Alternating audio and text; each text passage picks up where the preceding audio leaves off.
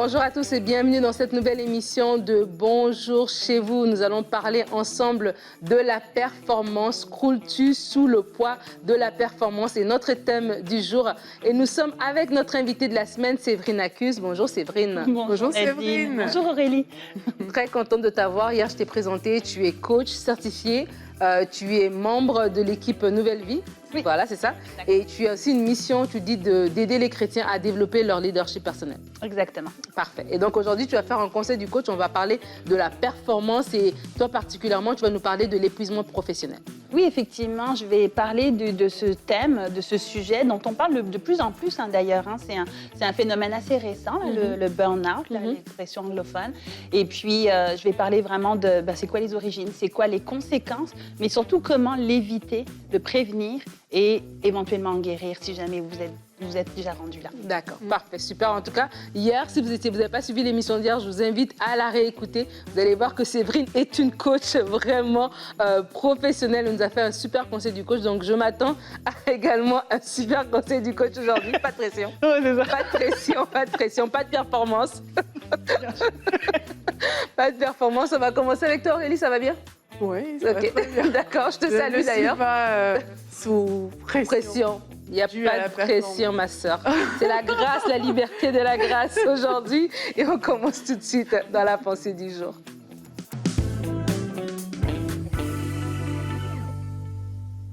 Lorsqu'on parle d'esprit de performance, on parle des personnes qui ont tendance à tout chercher à obtenir par leur mérite au détriment de la grâce de Dieu. La Bible nous encourage à aller de gloire en gloire, donc c'est très bien que de vouloir toujours progresser. Mais lorsque à l'intérieur de nos cœurs, c'est le mérite qui compte, lorsqu'à l'intérieur de nos cœurs, c'est par nos propres forces, par nos propres moyens qu'on pense qu'on acquiert des choses, mais en fait, c'est là où l'esprit de performance est pleinement manifesté. Je vais vous donner quelques aspects qu'on peut retrouver dans la vie chrétienne par rapport à l'esprit de performance, si vous vous reconnaissez dans ces différents aspects, mais il est temps de dire non et de stopper ces choses dans votre vie. Alors, comment est-ce qu'il peut se manifester? L'esprit de performance, c'est parfois ce qui fait en sorte que plusieurs, au lieu d'agir, manifestent une grande peur qui les cloue sur place. Là, on va voir des personnes qui sont dans une réflexion profonde. Elles n'agissent pas, elles n'arrivent pas à obéir à une instruction qu'elles ont reçue, tellement elles veulent performer que ça les pousse à tellement réfléchir et à ne pas passer à l'acte plutôt que d'obéir à Dieu. Et ça mène, comme on a vu, comme j'ai dit, à la désobéissance au lieu de compter sur Dieu. Vous pouvez choisir, lorsque vous êtes dans ce type de situation, de juste vous abandonner entre les mains de Dieu en sachant que c'est lui qui vous a donné la parole et c'est lui également qui vous donne les capacités pour le réaliser. Ce n'est pas votre réflexion, la façon dont vous allez paraître devant les gens qui comptent, mais c'est Dieu lui-même. L'esprit de performance aussi rend difficile l'action de grâce, parce que vous aurez l'impression que vous avez tout accompli par votre propre force, par votre propre vigueur, par votre propre travail. Alors que la Bible nous dit dans 2 Corinthiens 3, au verset 5, que notre capacité vient de Dieu. Une autre chose encore, c'est que l'esprit de performance te fait te fier aux exploits d'hier pour les combats d'aujourd'hui. Pourtant, la Bible nous dit que la grâce et la bonté de Dieu se renouvellent chaque matin. Ça veut dire que pour chaque jour dans nos vies, il y a une grâce qui est disponible pour faire les choses, mais quelqu'un de performant va chercher ses victoires d'hier pour pouvoir accomplir les choses d'aujourd'hui, au point où si aujourd'hui ça ne marche pas, la personne va se questionner au lieu tout simplement de s'ouvrir et de se remettre à la grâce de Dieu. L'esprit de performance entraîne également la comparaison. Et on voit dans la parole de Dieu dans Luc 18, il y a ce pharisien qui vient avec le publicain et lui, il cite tout ce qu'il fait, il dit des choses qu'il est en train de faire. Et la Bible dit que c'est le publicain qui est parti en étant exaucé et ce pharisien qui priait 2 fois par semaine, qui donnait la dîme, qui faisait tant de choses, lui, il n'a pas été exaucé. Pourquoi? Parce qu'il était là avec un esprit de comparaison. Et cet esprit-là, ça a une dimension un peu... il y a une expression qu'on utilise chez nous comme ça qui dit « m'as-tu vu ?» Est-ce que tu as vu ce que j'ai fait? Est-ce que tu as vu mes actions? Tu as vu ce que j'ai posé? C'est ça qui qualifie au lieu d'être qualifié par la grâce de Dieu. Mais la Bible nous montre que Dieu ne regarde pas à tout ça. D'ailleurs, quand on regarde l'histoire de cette veuve, si Dieu regardait juste à la quantité de choses qu'il pouvait qualifier, Dieu n'aurait pas zoomé sur cette femme-là. Mais parce que Dieu n'a pas ce regard, mais tout simplement, il l'a zoomé sur elle. Donc, l'esprit de performance amène à la comparaison et ça amène aussi à l'orgueil. Ça, surtout dans le cas des personnes qui ont parfois des résultats, qui ont des prières exaucées comme elles le pensaient. Là, l'orgueil va se développer. On peut penser que c'est parce qu'on prie mieux que les autres, peut-être parce qu'on prie plus longtemps, parce qu'on a une belle discipline de prière, qu'on voit nos prières exaucées au détriment des autres. Mais là, c'est tout simplement une manifestation de cet esprit de performance. La liste pourrait être encore très longue. Je vais vous laisser analyser à la lumière de votre propre vie, mais je vous encourage aujourd'hui à ne pas rester sous cette performance-là, à reconnaître que votre capacité vient de Dieu et vraiment à vous retourner vers la grâce de Dieu qui se renouvelle chaque matin pour votre vie. Amen. Merci Aurélie pour ta belle pensée.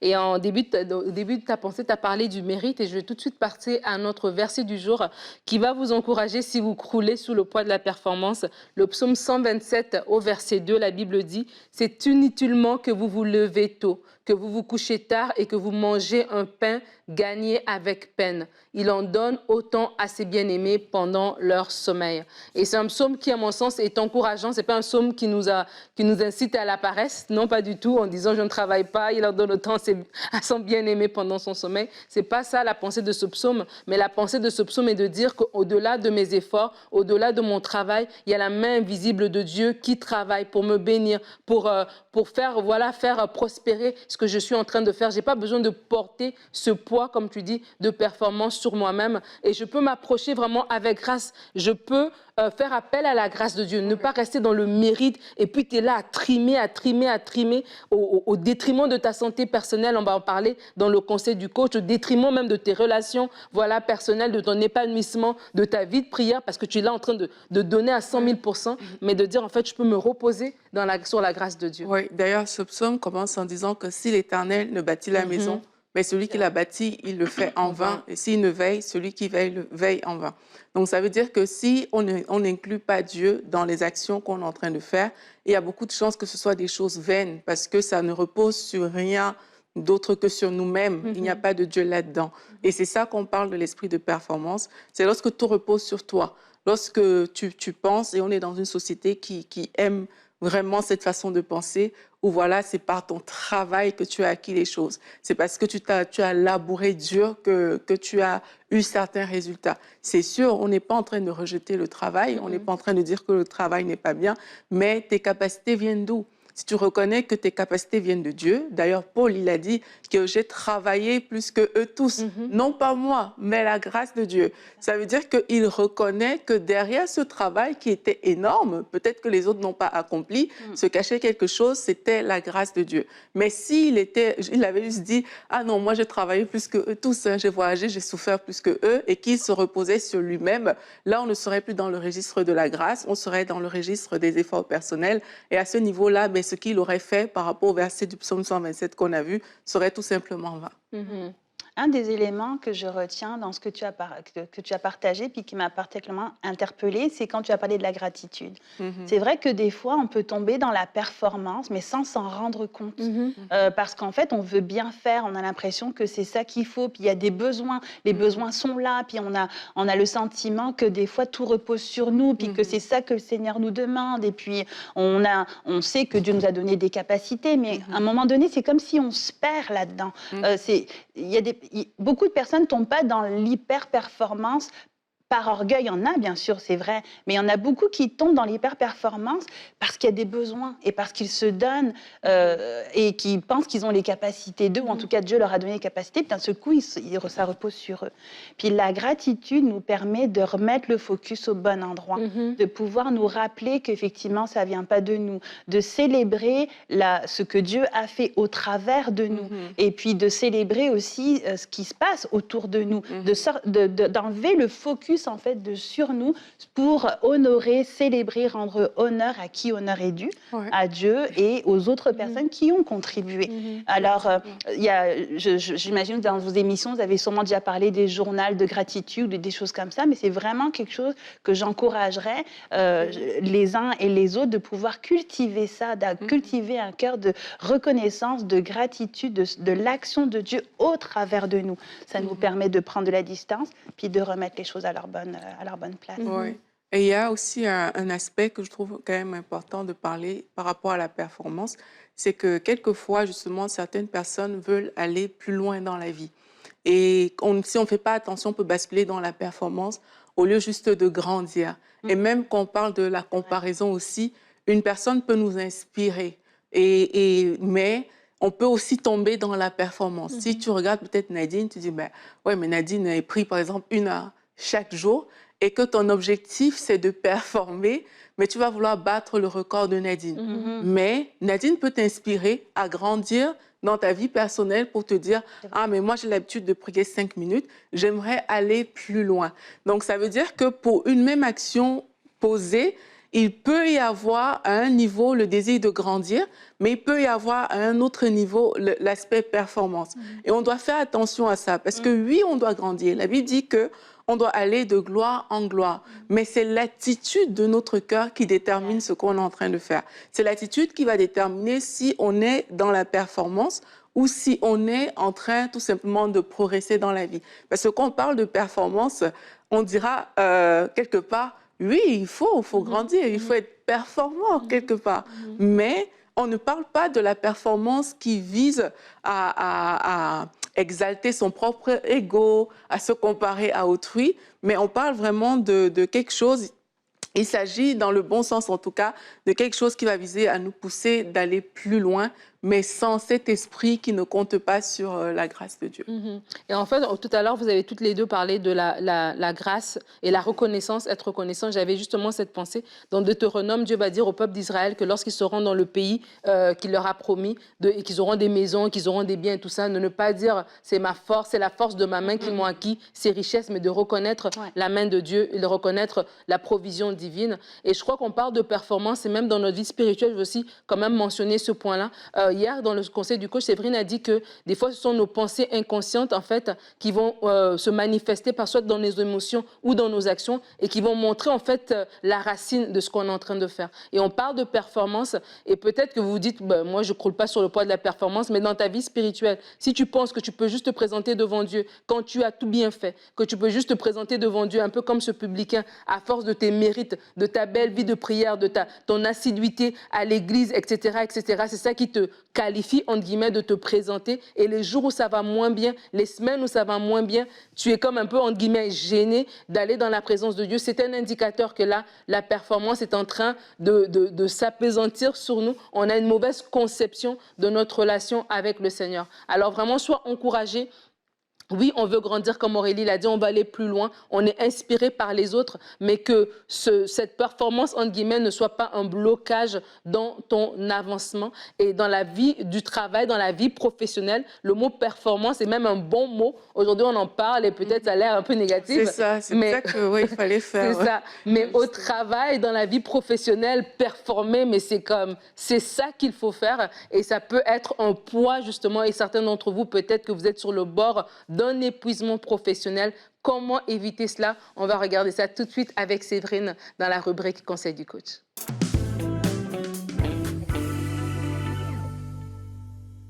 Allons un peu plus loin dans le thème du burn-out professionnel. Je ne suis pas une experte, je ne suis pas une spécialiste du thème, mais j'en parle et c'est un sujet qui me passionne. Premièrement parce que moi-même, je suis passée par là. Il se trouve aussi qu'il y a plusieurs personnes de mon entourage proche qui sont passées par là. Et dans les personnes que j'accompagne, 50% des gens qui viennent à moi sont passés par là ou sont des fois à l'intérieur d'un épuisement professionnel. Donc c'est beaucoup plus populaire que ce qu'on pense. Avant d'aller plus loin, j'aimerais qu'on puisse définir c'est quoi exactement le burn-out, l'épuisement professionnel. J'ai pris la définition de l'Organisation mondiale de la santé, l'OMS, qui définit la chose ainsi. Le syndrome d'épuisement professionnel, également désigné par l'anglicisme burn-out, combine 3 choses. Le sentiment de fatigue intense, une perte de contrôle et une incapacité à aboutir à des résultats concrets au travail. Le mot burn-out a fait son apparition assez récemment, on parle dans les années 60, et il était particulièrement il a été nommé, il a été, excusez, créé pour particulièrement désigner les personnels soignants, les infirmières, les médecins, les personnes qui étaient auprès des malades, qui se donnaient beaucoup au point de s'épuiser. C'est là l'origine du mot. Et puis, il s'est diversifié, il est devenu un peu plus, il s'est généralisé, on va dire, depuis. On s'entend que c'est un thème vraiment d'actualité parce qu'il a été mentionné par plusieurs spécialistes que la pandémie a aussi accéléré ça. Il y a plusieurs personnes qui sont tombées dans l'épuisement professionnel dû à l'isolement, dû au fait qu'il y avait moins d'activités autres que le travail. Alors, il y a des personnes qui ont pris la distance, le télétravail peut-être a aidé, mais il y en a d'autres qui se sont vraiment garrochés, en bon québécois, dans le travail au point de s'épuiser parce qu'ils avaient, entre guillemets, rien d'autre à faire. Les chrétiens sont particulièrement vulnérables à l'épuisement professionnel parce qu'il y a quelque chose dans notre ADN qui est d'être dédié aux autres, de se donner beaucoup, passionnément, d'être dévoué au point de s'oublier. C'est pour ça que c'est un sujet extrêmement intéressant à aborder aujourd'hui. En fait, si on pouvait vulgariser un peu c'est quoi le burn-out, c'est un écart qui se creuse entre l'idée qu'on se fait de ce qu'on devrait réaliser et la réalité de notre quotidien. C'est l'écart entre les deux. Et c'est une situation, en fait, qui amène un mal-être physique et psychologique dans notre quotidien. Fait intéressant, c'est que ça touche autant les hommes que les femmes. Ça touche toutes les classes de la société, les cadres, les dirigeants, quel que soit le salaire. Il est vraiment démontré qu'en fait, ça peut toucher tout et n'importe qui.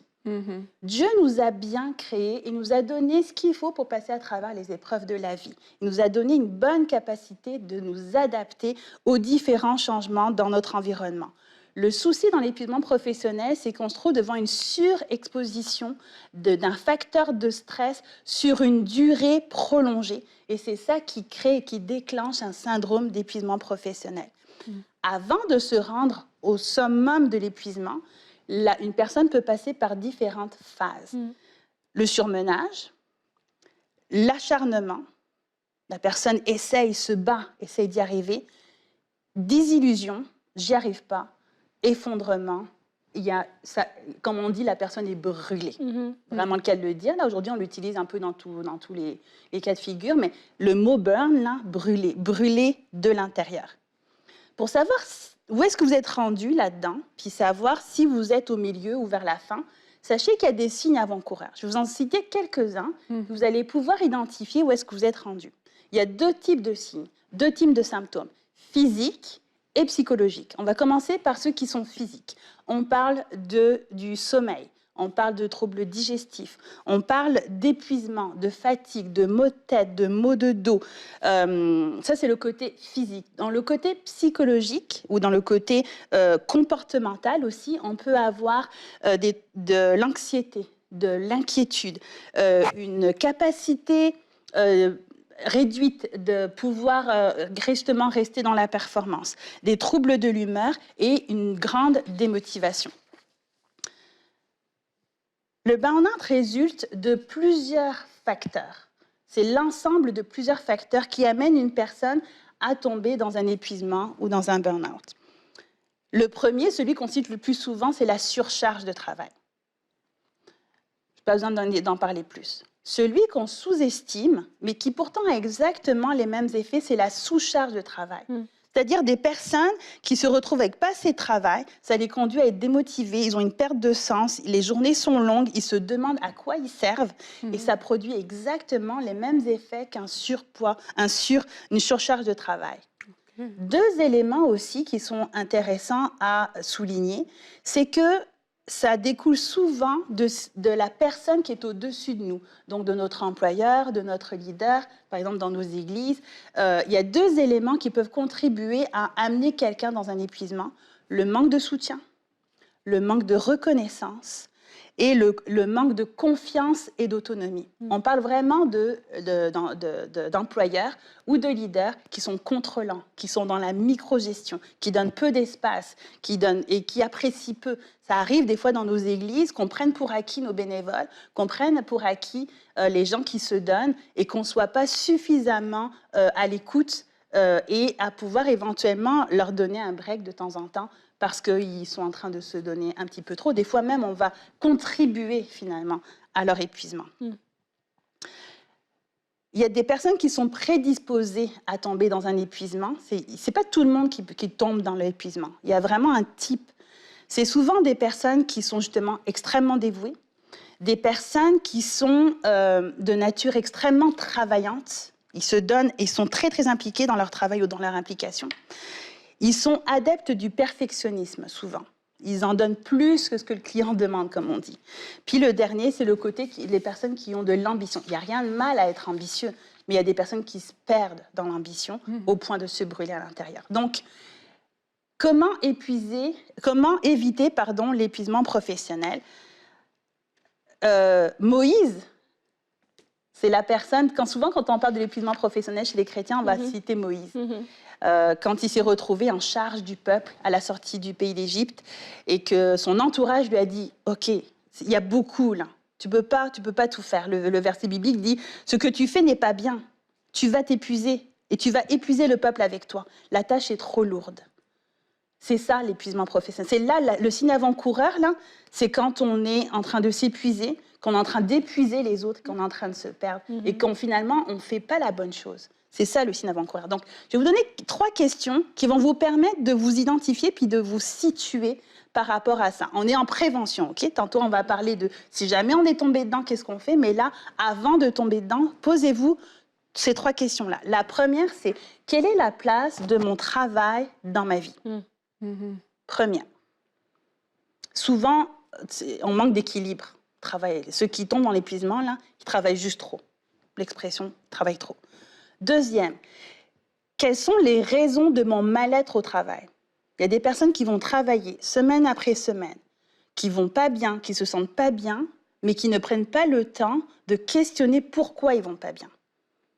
Et quand ils finalement s'écroulent, c'est là qu'ils se rendent compte qu'en fait, ils relativisent en disant « ça va mieux aller, ça va mieux aller, ça va mieux aller ». Mais il y a une accumulation, tantôt je parlais de c'était quoi? C'est un facteur de stress qui dure dans le temps et qui finit par épuiser une personne.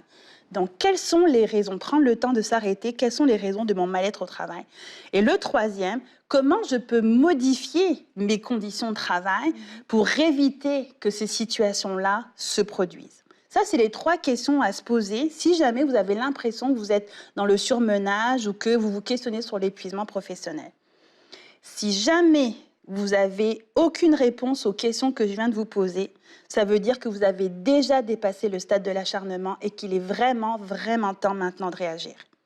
Je vais vous parler de 3 étapes. C'est les mêmes étapes que vous soyez au début de l'épuisement ou que vous soyez dans l'effondrement, ce sont les mêmes étapes. C'est juste qu'elles sont peut-être plus courtes,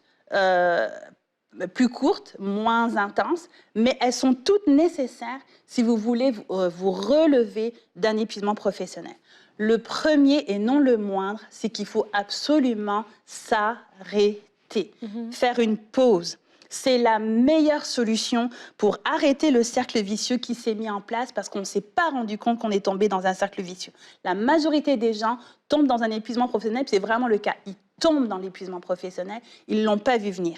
Donc, la meilleure façon d'arrêter le cycle, c'est de s'arrêter. 2 choses qui vont être intéressantes, qui vont être importantes à faire là-dedans. C'est pour ça que tantôt, je disais, je ne suis pas une spécialiste, je suis une coach, je ne suis pas une psychologue. Ce qui est très, très, très important, c'est de rencontrer un médecin et de faire un diagnostic clair de où est-ce que vous êtes rendu. Oui, ça peut être l'épuisement, mais ça peut être une dépression, ça peut être un trouble anxieux. Il y a les symptômes que j'ai dit tantôt ne sont pas spécifiques à l'épuisement professionnel. Il peut y avoir d'autres choses. Et vous pouvez être, je vous ai parlé des différentes phases, vous pouvez être au début, mais vous pouvez être aussi au plus grave stade de l'épuisement professionnel. C'est important pour pouvoir vous relever, savoir exactement où est-ce que vous êtes et poser le vrai diagnostic. Pas un autodiagnostic, mais d'avoir quelqu'un qui va vous diagnostiquer avec des questions précises. Le deuxième, c'est que la pile, elle est à plat. Et la seule façon de se recharger, c'est de faire une pause. C'est pas vrai que quand on est tombé dans l'épuisement professionnel, ce n'est pas en continuant et en pensant que ça va mieux aller que les choses vont revenir. C'est vraiment la pause qui va aider. Alors, c'est pour ça que tantôt, je disais, si on est au début, c'est-à-dire au niveau de la charge mentale ou de l'effondrement, sachez, par exemple, que si vous êtes dans un effondrement, ça se peut que vous soyez arrêté entre 6 mois et 1 an. C'est pour ça que je parlais tantôt de prévention, parce que si on dégringole dans les phases, la remontée est vraiment plus longue. Donc, soyons vigilants, soyons sensibles. Écoutons notre entourage. Souvent, notre entourage va nous voir aller. Puis, ayons l'humilité d'écouter, parce que souvent, les gens autour voyaient que la personne était en train de rentrer dans le mur, comme on dit, mais finalement, n'a pas été assez sage pour entendre puis ralentir. La deuxième étape, oui, s'arrêter, mais comprendre ce qui s'est passé et tirer des leçons. Parce qu'en fait, quand je disais tantôt, il faut arrêter le cycle. Si on agit de cette façon-là, c'est qu'on a un rapport au travail qui est malsain. On a un schéma de croyance lié au travail qui n'est pas le bon. On croit qu'on est indispensable. On croit qu'on a une image professionnelle. Tantôt, tu parlais de l'image professionnelle que l'on renvoie et qui est primordiale pour nous. Il y a le côté qu'on veut paraître fort, qu'on veut paraître... Puis on n'arrête pas de dire avec Dieu, nous ferons des exploits. Puis on utilise certains versets bibliques pour justifier quelque chose qui n'est pas sain. Dieu ne nous demande pas d'aller aussi loin. Donc, l'idée là, de la deuxième étape, comprendre ce qui s'est passé et tirer des leçons, l'objectif ultime, c'est de se rééquilibrer. Rééquilibrer la vie personnelle puis la vie professionnelle. La troisième étape, c'est de se bien préparer au retour au travail et surtout de rester vigilant. Parce que, comme je l'ai dit tantôt, c'est pas vrai que ça va s'arranger tout seul. Et c'est pas vrai que on peut recommencer comme avant. Si vous recommencez comme avant, vous allez forcément reprendre un mur. Donc, il faut absolument qu'il y ait un changement. Ça va demander des efforts, ça va demander d'être aidé, d'être soutenu. Mais l'idée, là, c'est vraiment, il faut qu'il y ait un changement.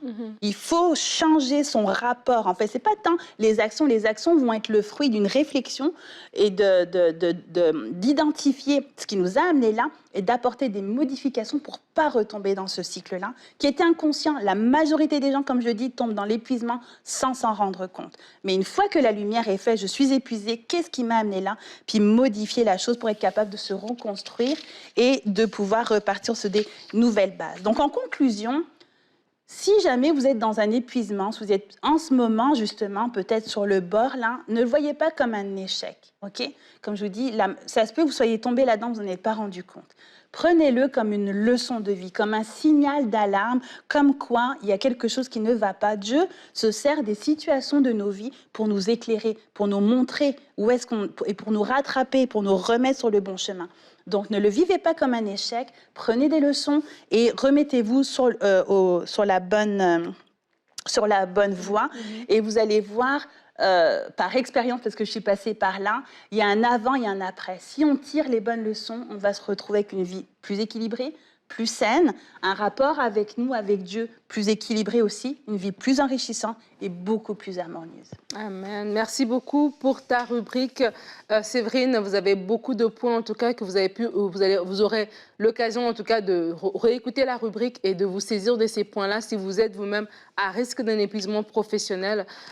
Pendant que Séverine parlait, elle répétait quelque chose qu'elle a aussi dit hier, que Dieu nous a bien créés. Dieu nous a bien créés. Et si on regarde un être humain ne peut pas fonctionner 24 heures sur 24 sans sommeil. À un moment donné, le corps a besoin de se reposer, les yeux doivent se fermer, on doit dormir. Et ce temps de sommeil est un temps où on est régénéré, où on est ressourcé. Donc vraiment que juste cette image-là puisse vous amener, vous qui êtes à risque d'épuisement professionnel, de comprendre que non, il y a un équilibre à aller chercher. Et comme Séverine l'a dit, elle-même, elle l'a vécu et on va en parler demain. Demain, notre thème sera « Attention au burn-out » et on aura une rubrique « C'est mon histoire » avec toi, Séverine. Tu vas venir nous raconter ton témoignage de comment toi-même tu as vécu un burn-out et comment le Seigneur t'a relevé. Alors, ce sera notre thème de demain. Merci de nous avoir suivis et bonjour chez vous.